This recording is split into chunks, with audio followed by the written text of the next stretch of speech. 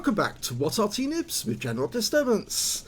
This is the VK2801 MIT 10.5cm L28. It's a Tier 5 German premium light tank. It's located on the south spawn of Steps, and this one is under the command of Mr. Lan. Game on. Well, it's a bit of a mouthful, the name for this tank, but it is a tank which has been in the game before, or rather it was a variant of the VK2801, and Wargaming took it out of the game. They took the 105mm gun away from this tank, or rather the VK2801, and just left you with the 75mm or the 50mm. So yeah, you ended up with basically half a tank. Because it's not the same tank without the 105mm gun. That has the ability to come up behind an enemy tank and derp them in the rear, and it can be quite effective. Well, Mr. Lan's made his way to my favourite spot on the west side of the map. You can get nice shots in here without being seen, until of course you fire. The moment you fire, obviously the enemy does know where you are, but from this little spot you can actually terrorise a lot of tanks who are trying to make their way down to those rocks in the south, and if they go across that gap, they're normally going to take a round in the side, which can be quite painful for them.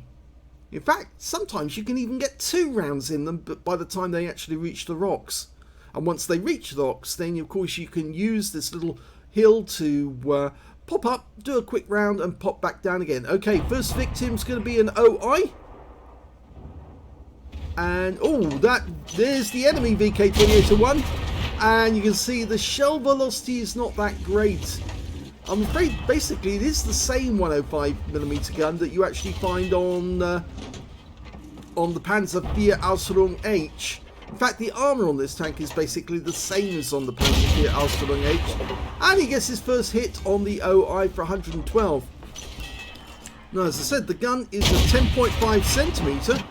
And with the HE rounds, it's capable of doing 410 alpha, but it'll only penetrate 53mm of armour, so you're looking really for HE effect. And yes, he just got fired on by that VK.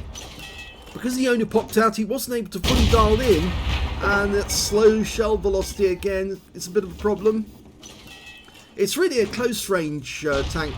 You know, you pop out, get around into the enemy's rear and then pop back in again, so they can't do much about it, or at least you would hope that you'd be able to get that done. There you go, that worked.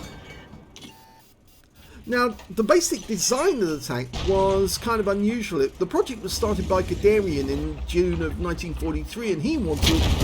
Oh, that was good. That guy was a little too presumptuous that he could get past Mr. Lan. And so he got blasted with a 10.5 at close range, which can be rather painful. But we've got another one here coming up behind us. Hello. And yeah, the same thing happens to him, you see. This is what I'm saying. It's a close range tank, not a long range. It's not very good as a sniper, mainly because the shell velocity. Shell velocity on this one is only 470 meters per second, which I think you can see. That is very slow. Yeah, but look at the effect it has. He's got another kill. 3 kills now. And despite the fact that the enemy is approaching from, well, it was 2 sides, now it's only 1. He's managed to collect a whopping great 2k of damage. And 3 kills already. Lobs one in on the OI. Doesn't really slow him down much, but it's only a tiny nick, you might say, or a pinch on him. Getting back to the tank. Yes, it's basically a scaled down Panther, you might say. Well, at least the cupola is, because that's straight off the Panther. But the idea behind this tank was to actually make a light tank that was fairly nippy. And 28 tons is not really a light tank, it's more of a heavy tank, or, medium tank. And he's got the OI now as well. Yes, it's much more of a medium tank size, but with a light tank hull. And if you've watched the VK1602, the Leopard, that's actually got the same sort of configuration of hull, which makes it very good at ramming the enemy. So it's a ramming tank. But that derp gun is the bit that makes it so much fun, because it's a as I said, very much a close range weapon. You get close to the enemy, you dirt them, and they feel it. Oh, now that Skoda with his 3-shot autoloader. Oh no, it's not autoloader, it's well, it is an autoloader, yes. He could actually do a fair bit of damage to us, so Mr. Lands decided to go after that SU-8, who's disappearing into the distance, no, too far away, and he was changing course, which is the correct way to do it to avoid being hit. And the Skoda is stupid because, yeah, he stayed in the same spot and Mr. Land just lobbed a shell in his direction and he's out the game. So not bad going so far. He's got 5 kills and the M44 is the next one. And there you go. So that's Top Gun. It is very good actually, it's a fun tank, but it's not very good at lobbing shells long range. Not unless the target's stationary. Okay, so the SU-8's gone down into the dip, and I suspect he's made his way as far south as he can without coming across that TD. It's 4 versus 3 now. Mr. Land's potentially got a high caliber because he's got 20% of the enemy hit pool. And he's going to pop up here and see if he can spot anything from a distance. Oh, yep, there's the SU-8 notice he got spotted. He tried to get a shot in on him, but couldn't. But the enemy VK knows he's coming up this way as well, so he'll probably try and lob a shell backwards. Or back at us. There's the SU-8. Now, he's a goner. Yep, nothing he can do about that. That's 7. So he's 1 short of getting a Pascucci's. He's already 1 short of getting a Radley's. He's got a Pascucci's. And it's just a matter of clearing up the last 2. And, oh, there's the VK. Gets the gun round. Derps him in the front. He's gone. That's the Radley's. 1 left. It's the P43 Biz. And he can take him out with 1 shot as well. Oh, he didn't. And unfortunately we get a 90mm round coming back at us, but this time around it should be a matter of, yeah, that's it.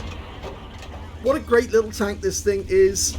I loved it when it was around the first time. I was so sorry when they took it out. Here's the end of battle stats, and that was an ace tanker game for Mr. Land of the VK2801 MIT 105cm. Well, it's not a 105, it's a 10.5cm L28 gun. He also got a fire for effect for doing more damage than hit points to his own vehicle, a bruiser medal for getting at least 5 critical hits. In this one he managed to get 6. He got a demolition expert because he blew up enemy tanks. In fact, he blew up 2 of them in that game. They basically overwhelmed them because the shell must have hit the outside and just blown at least one of the ammo rack, or maybe something of that nature. He got a duelist for taking down 2 tanks who damaged him. A Pascucci's medal for getting 2 enemy SPGs, the M44 and the SU-8. He got a Radley Walters for getting at least 8 kills. In fact, he ended up with 9, just 1 short of getting a Pools medal in this little tank. A high caliber for dealing the most damage in the game, and a Top Gun for getting at least 6 kills. Let's have a look at team score. Well, he got 3,413 hit points of damage, easily the highest, because nobody else managed to get over 3,000 or even 2,000 hit points of damage in total. The highest score on the enemy team was their Skoda T25, got 1,553, but he stayed still too long and obviously made himself a nice prime target for Mr. Lan. The second highest damage in the game turned out to be the T150 on our team with 1,412. And after that it was the P43 Biz, the last enemy killed with 1,305. When it came to kills, Mr. Land just whopped the lot of them. 3/5 of the enemy team were taken out by him. 9 kills in total. He easily, carried the stupids, as Klaus would say. The next highest scorer was in fact a mix of the M44, the Skoda, the VK2801, the P43 Biz, all on the enemy team. Nobody on his own team managed to get more than 1 kill. And when it came to base XP, it was Mr. Lan easily with 1,510. The next high scorer being the T3485, who only got 796, would you believe it? It's slightly more than half of the total. And after that, it was the T150 with 611. And that's definitely less, definitely less than half. But anyway, let's have a look at detail. 19 shots fired, 16 direct hits and 10 penetrations. The only shots he really missed were the ones where he was trying to lob a shell very quickly at long range. And yeah, the shell didn't hit the target as intended. But everything else did hit the target, but not every one of them killed. And the reason for that was the OI. The armor on that tank is rather thick, and that's why some of his shells hit the target, but just didn't do enough damage to actually take it out. But a lot of the other tanks were taken out with just one shot. He also got 4 splash on the enemy, 3,419 hit points of damage, of which 637 were at more than 300 meters. 2 hits received, both penetrations. The armor is fairly light. It's basically the same sort of armor you get on the Panzer IV, but it can be penetrated by tier 6 tanks. It's not so easy to penetrate it for tier 4. After all, it is tier 6 tanks, so you might see some battles with tier 4s. Tier 4s would literally be wrecked by this tank. 3 enemy vehicles spotted, 10 enemy vehicles damaged, 9 killed, 96 hit points of damage assistance. He earned 33,732 credits and 12,650 for battle payments, a total of 63,248. But after repair, ammunition, resupply and consumables, he actually made a small loss of 1,121 credits for that battle. 1,510 XP, 680 for this being a premium vehicle, and 2,945 experience points altogether. In fact, actually, it's quite generous of Wargaming to give us a tank that will actually generate decent XP. It's almost like they forgot that this is a premium tank, and really, be it not for me to actually remind them that normally reward tanks like this actually don't normally get great XP, but this one seems to have it. So I suppose they gave this extra XP to try and placate people, because so many people have left the game after they made the changes to HE and of course the Arty. So that's the end of the first battle, and a very good one it is too. Yes, we got another battle for you, and that's coming up right now.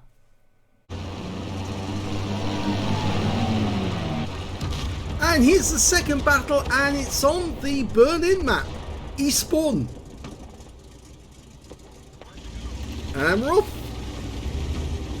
You can see that he's already got 2 marks of excellence on the barrel of his tank. This is the very same day that he started playing and sent us in that last replay. So yeah, he's been very active. He's been playing his heart out on this tank, and he started playing it only yesterday. Was it the day before yesterday? Day before yesterday. So yes, he's been working away at this one, and he's very close to getting his 3rd mark of excellence. Oh, and that's been fishtailed by the enemy there, or by the Type 64. Not very nice to do. I think in America they call it the Pitts maneuver.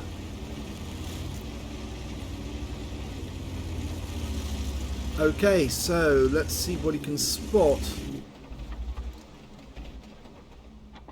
There are going to be some VK2801s, 105s on the enemy team. In fact, we can see 3 of them straight away. And there's one of them making his way across the battlefield. And another one to the south. But that one, I'm not sure if that one's the 105. Probably see if he gets closer. Oh, excellent shot! He lobbed that one at them. Yes, I think they are down as VK2801s, and that one is dead now. Okay, we've got another one off in the distance. Spotting from afar. He won't get many good shots from there. But that VK, yeah, bad move for the VK to just pop the rear out and let us put a round into the side. It's one of the things actually I noticed on this map is you can actually see the flak towers in Berlin. You see them over there in the left side of the screen. Oh, well, it was a good try.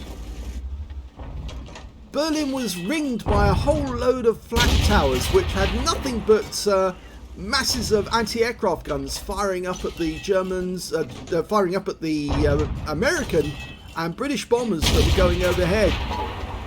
And of course the fighters.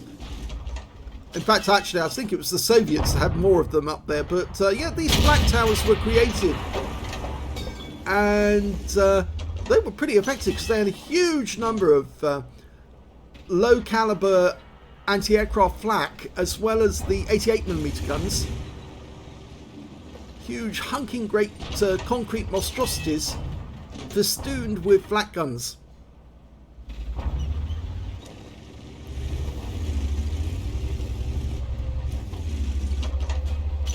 Okay, trying to get across the battlefield can be dangerous in this one because, whoa!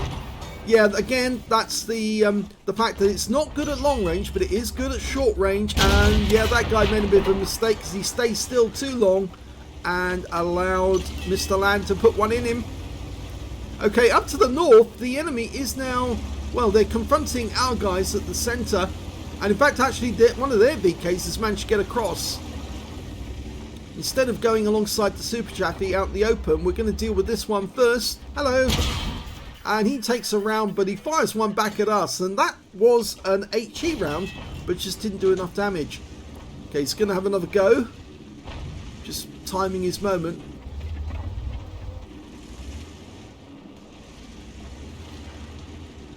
Okay, we've got another one coming in. The VK2801. This is going to be awkward because he's got teammates a bit further away. Mr. Land's decided to pull back. I might entice the enemy to come out of the bunker. Or maybe not. He's going to have a go now. Hello. And he's gone. Yep, close range weapon. It's fantastic. That gun is really good. And this one is not looking the right way. And now he's out the game. Yeah, wasn't paying attention. Not when there's something like this around. You will get derped. Oh, that was epic. He just basically turned around, so casually fired a round back at the guy, and he's gone. Okay, AC4 experimental, even with a 17-pounder gun, he's still going to take whopping great hits. And he managed to get 300 hit points off us, but now there's only one enemy left. It's the Type 64, and everyone's charging to get to him as quickly as they can to the last kill. Mr. Land's got 4 kills already. He wants 5. He needs the damage in order to get his third mark. And his gun's up because the game is over.